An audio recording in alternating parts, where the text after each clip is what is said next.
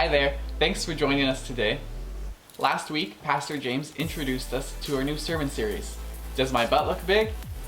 Pastor Ben will be up shortly. He'll be preaching on Noah and what was holding him back from doing God's work. Stay tuned. If you have any questions or comments during the video, please leave them down below.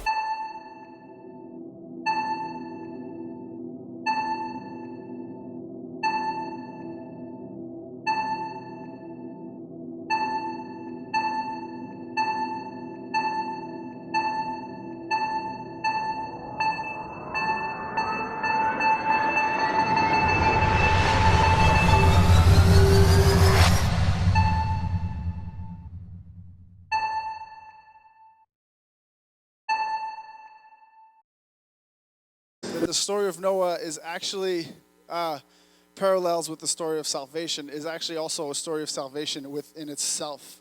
So if we read Genesis chapter 6, verse 5, the Lord saw how great man's wickedness had become, and that every inclination of the thoughts of his heart was only evil all the time. There's that little only evil all the time verse there. You and I, we wrestle with sin, right? We each have a God-given conscience that really allows us to discern or know good from bad, because we know when something's not good, and we know when something is, right? And so you and I wrestle with this thing called sin, right? There's the good that we know that we should do, that we don't always do, but we strive to do, if that makes sense. So the fact that we wrestle with this sin means that the inclination of our hearts is for God sometimes, right? Hopefully it's more of the time than it isn't, right? But that means that the inclination of our God is our inclination of our heart is for God. The world back then says that every inclination of the thoughts of his heart was only evil all the time. And you'll see that the wickedness described here that's happening on the earth at the time is a direct result of the absence of God. So you could define that wickedness by the absence of God in the earth on that day. So God was looking down and he saw an absence of himself among the people that walked on the earth at that time. And this could parallel to us because if you go and you read through the scriptures, you find out that God still looks down today and searches for where he is and where he isn't, right? That means that at one point in all of our lives, we were walking and going about life with the absence of God in our life, in this biblically defined wickedness. I know I sure was, right? Before I became a Christian, I'm a totally different person today than I was back then. The inclinations of my heart and the things that are in my life are very different to back then. So God sees where he is and he isn't. And in Genesis chapter 6, verse 6, it says, and the Lord regretted, or some translations also say the Lord was sorry that he had made man on the earth, and it grieved him to his heart. So the earth that God had created was perfect, right? Everything was super hunky-dory and good.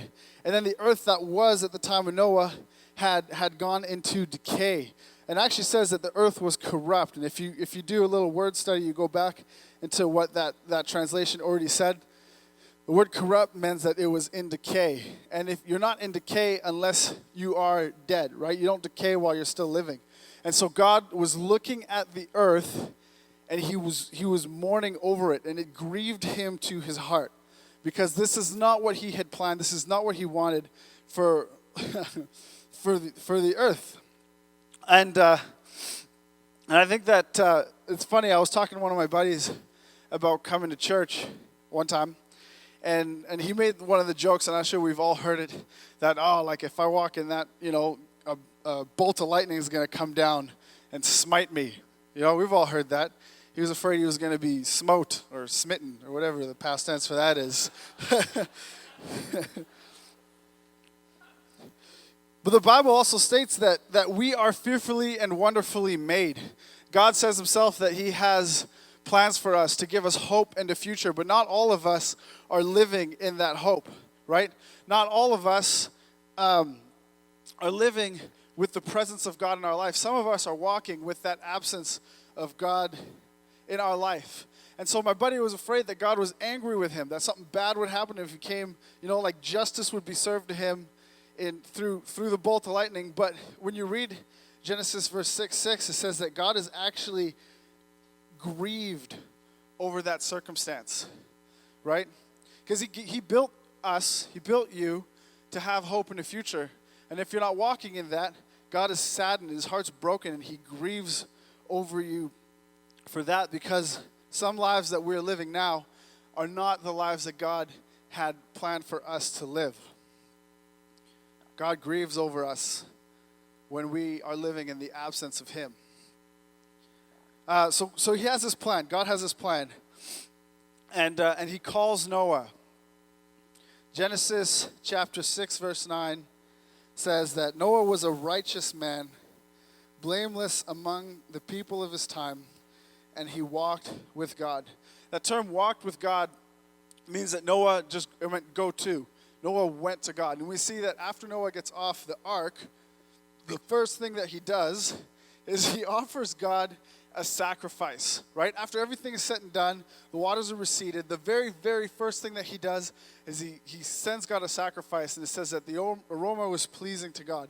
So this paints you a picture of the fact that Noah's heart was for God, and he went to God. He was like the shining beacon of hope in the day of wickedness that he lived in. And then so God develops this plan to start over, to start everything over. And so in Genesis chapter 6, verses 13 to 21, I don't know if you put it up there. I'm not actually going to read through it because it's quite a bit. But it's God telling Noah what's going to happen, right?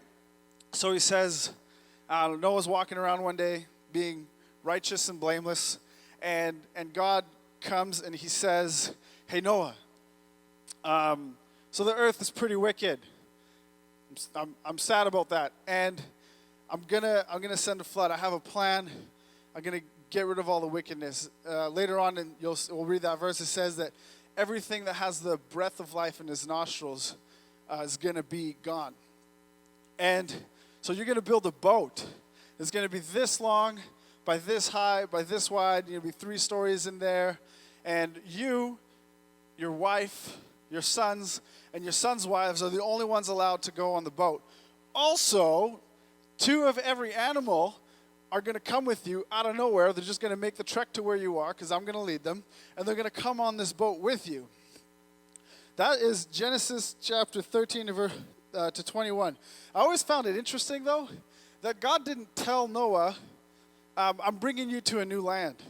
You're going to start life over everything again, like in that specific time. Eventually that becomes clear, but Noah, just all he knew is that God's going to flood everything, and he's just going to live on this boat with a bunch of animals and his wife and his son's wives.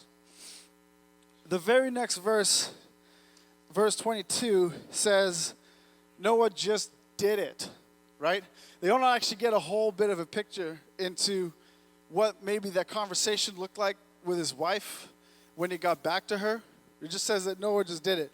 But could you imagine if one of us, if God came to one of us today and said, like, hey, I'll just use myself as an example. Hey, Ben, so I'm going to flood everything, and I want you to build a boat, and, a bunch of animals are going to come. First of all, I'd be like, how would they get here? But, and then he had that conversation with his wife, like, hey, honey, God told me that this is going to happen. It's like, what? Are you sure? You sure you really said that, Noah? It's like, yeah. And then having to tell his sons, and his sons having to tell their wives, be like, yeah, Dad said that God's going to send a flood, and so he's going to start building this boat. And his wife's like, what? Really? Like, did he really? That's actually going to happen? He's like, yeah, and he's just kind of going for it. I'm like, oh, well, we'll see. I guess that's kind of weird, right? And and we know a couple things. We know that Noah was 600 years old when the floodwaters came. And if you look and you do some math, you can tell that it took at least 75 years for Noah to build this ark. Some would argue that it took up to 120 years. But either way, from 120 years to 75 years, Noah built this ark with only the promise of God that a flood was coming and that only him and his family were going to be allowed to be on this boat. And there's no record of God coming to talk to Noah again until exactly 7 days before the flood, right? And I think some of the buts that he would have would, but God, what about my friends? What about my family? Like, first of all, they're definitely going to think I'm crazy, right? And if they're not allowed, what about my family that's not allowed on the ark? I think that's definitely the case of how God works, because God is not an average God. So whenever he calls you to do something, it is crazy, and it does seem crazy, and you will feel crazy when you try to tell other people what God wants you to do. When Kristen and I were leaving tech to come work here at the church, I felt crazy, and other people definitely added to that and helped me in my crazy feelings. Because God doesn't call you to average things. God doesn't have an average life planned for you, right? And then so crazy is a good thing. But God, what about my family? What about the people's perceptions of me? We know another thing too, is that Noah's dad was 777 years old when he died. We also know that Noah's dad had 2 wives. So given the amount of time he had on earth, the amount of wives that he had, and the lack of birth control of Noah's day, I think it's safe to assume that Noah had at least one sibling, right? Probably more. And he knew that they weren't going to be allowed on the ark as well. But God, what about the pain that this is going to cause me, right? What about the pain that this is going to cause me? There's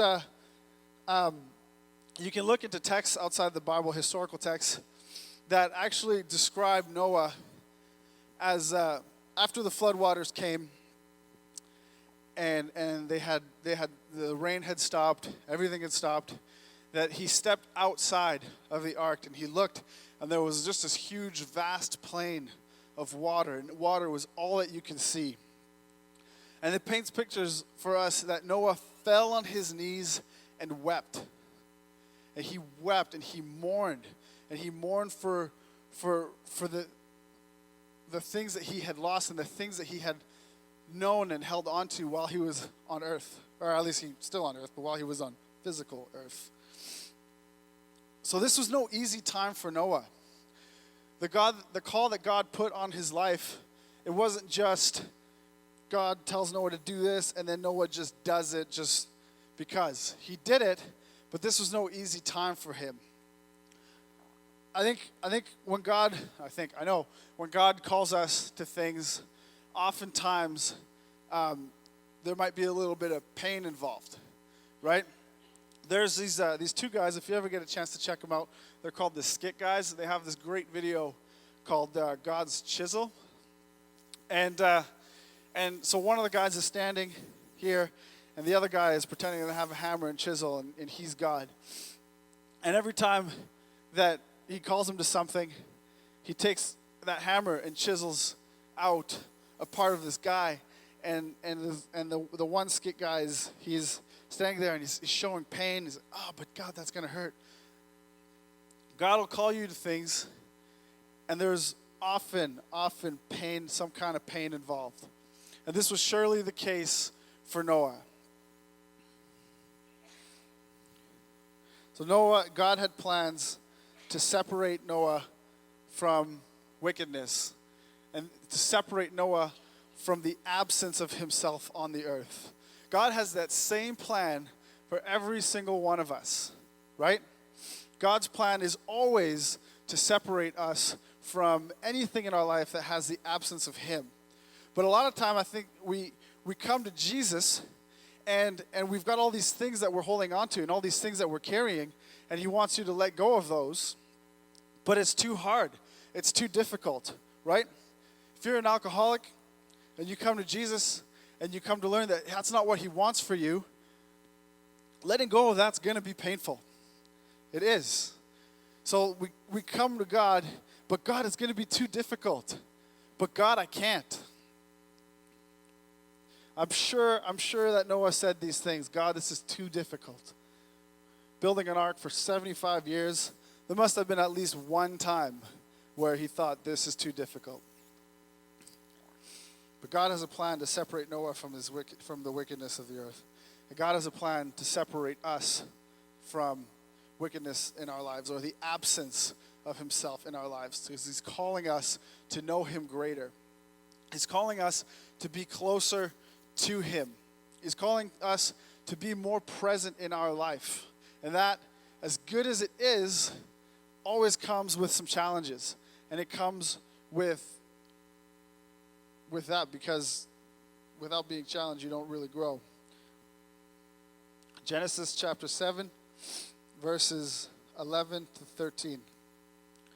In the 100th year of Noah's life, in the second month, on the 17th day of the month, on that day, all the fountains of the great deep burst forth, and the windows of the heavens were opened. And rain fell upon the earth 40 days and 40 nights. On the very same day, Noah and his sons, Shem, Ham, and Japheth, and Noah's wife and the 3 wives of his sons with them entered the ark. There's a couple things that I find interesting about this verse. First of all, right here it says, on that day, the fountains of the great deep burst forth. I always thought, and this is kind of what you learn in Sunday school and everything, that when the flood came, it just kind of started raining and raining and raining, and it just didn't stop raining until everything was flooded. But according to the scripture here, and according to that verse, when it says the fountains of the great deep burst forth, that means that there was earthquakes, and it was violent. And there's something that happens when tectonic plates either shift or open. Water will actually come through the earth from the bottom. And then it says that the windows of the floodgates of heaven were open. So in the one day, thick black clouds roll over the sky, torrential rain comes down, water starts coming up from the earth. And you can also read that in other cultures' historical texts of the flood. It says that people were unrecognizable from each other. In the torrent, you couldn't make out who anybody was. And so this thing came fast. And and it was a dramatic time. There's another interesting thing that I find in the verse here, is that on that very same day, Noah and his sons entered the ark. So a week before the flood, God comes and he tells Noah again, hey, flood's coming, 7 days. Exactly 7 days, flood's coming. If it were me in that position, like the night of day 6, I might be like, all right, maybe we should get on the ark, because tomorrow everything's going to flood and it's not going to be good, right? But they waited till the exact day to get on the ark. And I always thought there was one of two things happening. First, they believed that what was going to happen is going to happen, but they were holding on to everything that they had until the very last minute, right? And that's very true for some of us. Like I said, God calls you to something, but you hold on to all the things that you had in the past in your previous life for as long as you can, until it's physically ripped out of your hands. Right? There's this thing that we always tell the teenagers. We work it into almost everything we do. Is that you're supposed to hold everything with an open hand, because God's will is going to get done whether you like it or not. Right? And then so if he wants to take something from you, if you're holding it with an open hand, it's easy, it's not going to cause you much pain. But if you've got your fist closed like this, I think I've actually done this once already up here. If you've got your fist closed like this, he will open your hand, and that'll cause you some pain. So these guys waited till the very last day, until everything started happening, to get on the flood. Were they holding on to everything that they had in the past and all the comfort and everything that they knew? The other possible way is that they believed that it was coming, They believed that the flood was going to happen, but maybe there was a part of them that was unsure. They'd finished building this boat, and they're like, did God really, is this really going to happen? Because God had just talked to Noah, right? And then, he told his family and everything. And I can't help but wonder if they kind of doubted a little bit, if they kind of questioned a little bit, despite the obvious signs in their life of elephants and giraffes coming 2 by 2, not attacking each other and coming onto the ark, right? Did they actually really believe that this was going to happen? And if that's the case, waiting till the actual day, the seventh day, to get on the ark, they put themselves in a dangerous situation. Because as you see, when this flood started happening, it was violent. It was a violent time and a dangerous time. And I think that for some of us, God puts signs in our lives. Like he calls us to something, and he gives us signs in our life, right? Like the animals coming, or sorry.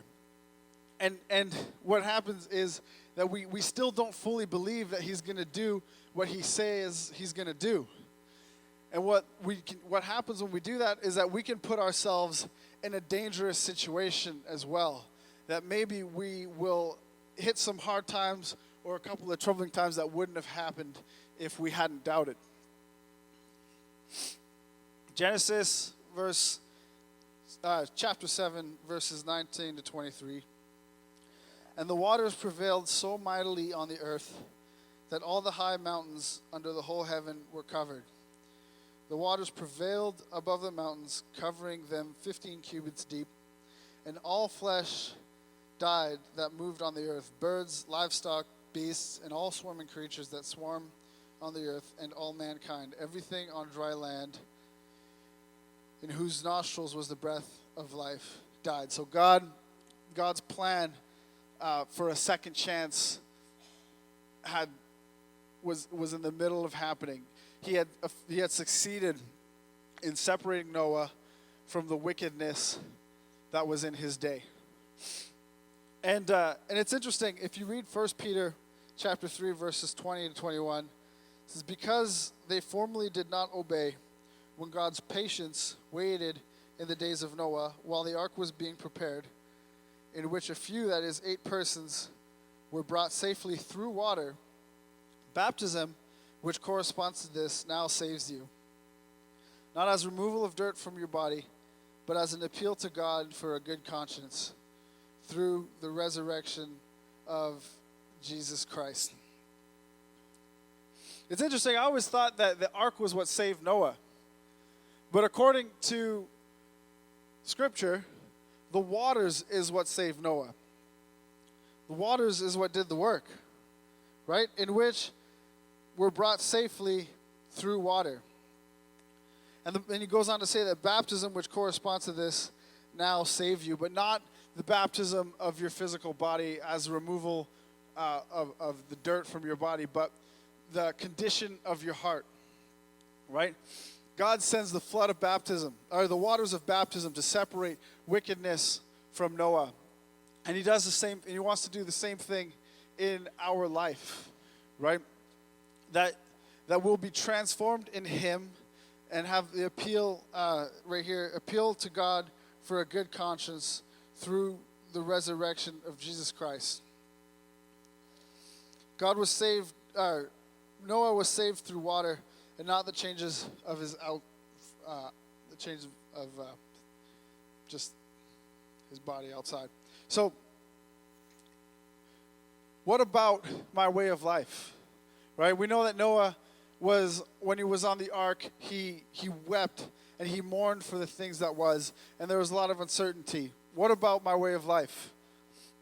But God, what are you leading me to? Because when you're in the midst of a calling and you've decided to walk out what God has for you, right? Sometimes there's a period of when you're just in it. You don't see what God has planned for you. You don't see the end game right away. But what about my way of life? What about everything that I knew? There's this separation and detaching that happens in us that can be painful. But it's interesting too, he says that God is patient. Because when they formerly did not obey, when God's patience waited in the days of Noah. I never thought of that. that God calls Noah to build an ark, and then he's patient, right?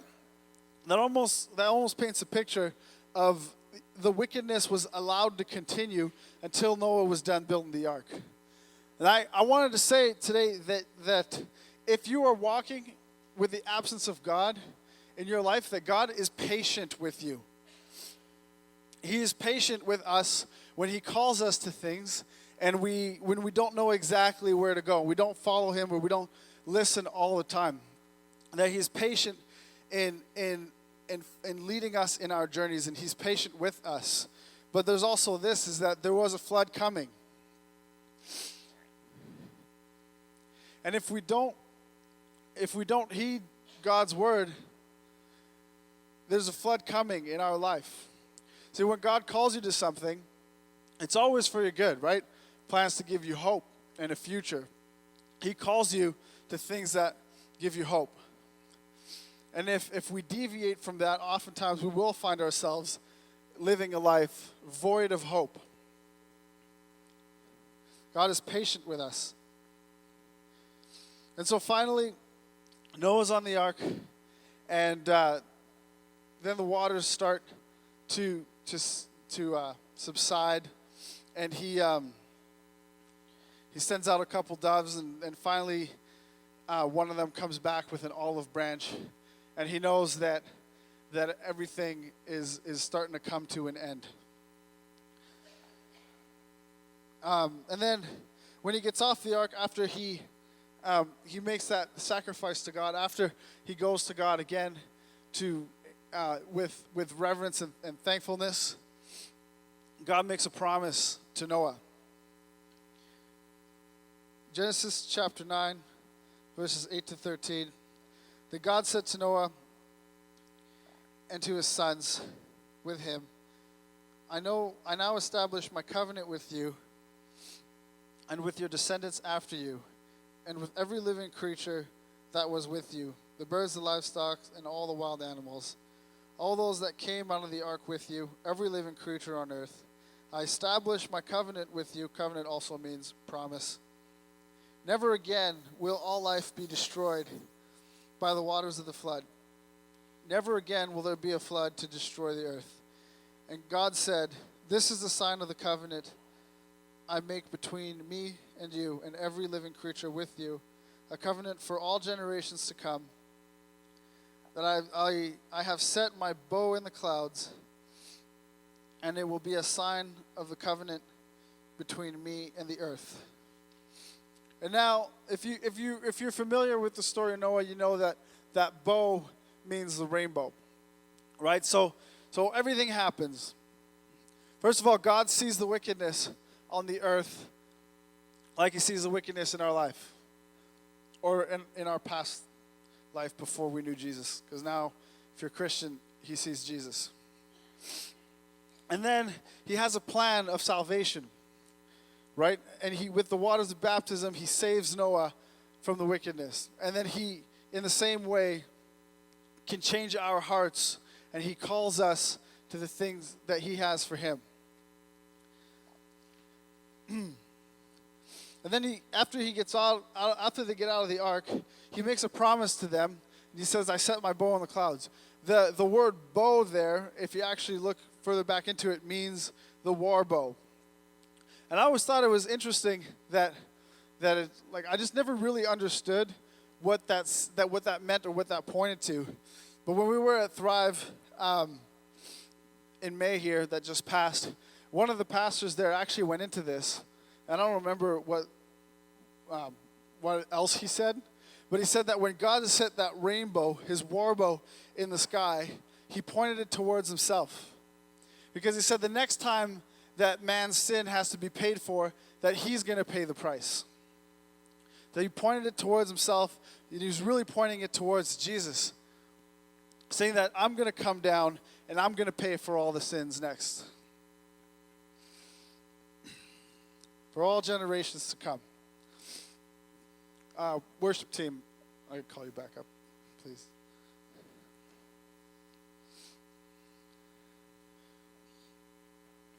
So maybe your but is that, what's my family going to think if I follow the call of Jesus? What about the pain that this is going to cause me? What about the way of life that I've been living? This is going to be too difficult. But when God calls you to do something, He's not calling you to anything that's new to Him. He always has more skin in the game than you do. So church, is God calling you to new life? What has He spoke to you lately that you've given Him a but about? And is your but preventing you from experiencing the fullness of God's plan in your life? If you find yourself feeling hopeless, then maybe you had one, a but in the past. I feel weird saying that a bunch of times. And when He sent the flood, it's funny that when God created the earth, it said that the earth was void and without form. And then things went bad.